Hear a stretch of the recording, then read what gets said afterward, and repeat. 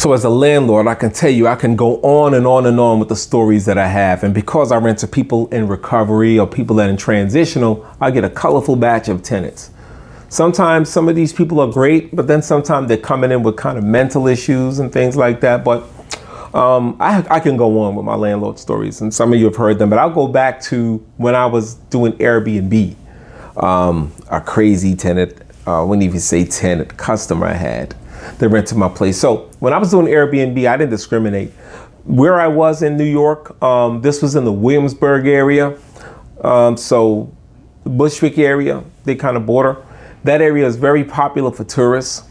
So I was able to charge top dollar for that spot. And sometimes because I posted, I wasn't just on Airbnb, I advertised my space and on other sites.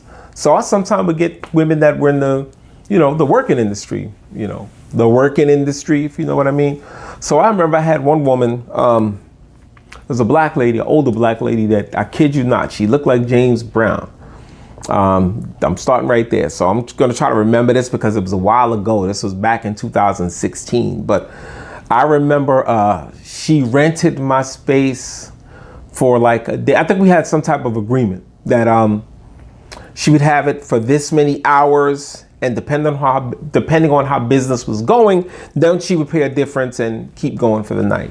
So anyway, I let her hold this place maybe like from sometime, maybe like I would say early part of the noon, like the brunch time, maybe like 11 o'clock. And then I showed up maybe like 7 or 8 o'clock. So she had the place pretty much all day. Now, when I showed up there, she was angry at me.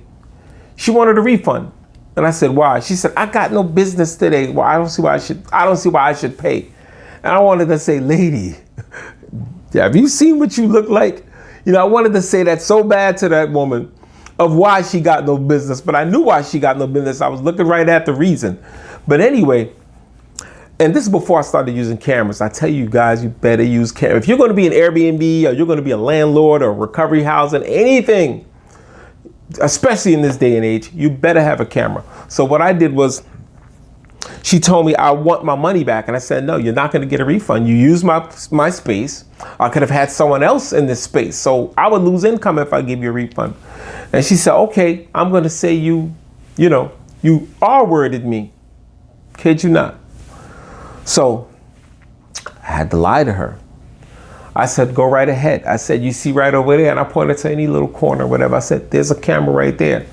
I said, there's also cameras in the hall. I said, there are about 3 cameras in this place, and I won't even show you where all of them are. I said, they're not focused on the bed, but there are cameras here. So I said, do you really want to go that? Do you really want to go that route? I said, I'll call the police for you right now. Do you really want to do that? And she said, oh, F you. And then she said, I'm going to go home. And I think she was, into voodoo or whatever. But she said she was going to go and cast whatever. Yeah, I don't even like to put it in words, what she said she was going to do. Anyway, end the story. That's it. But anyway, I say that to say anyone that's going to get in that business again, you better protect yourself.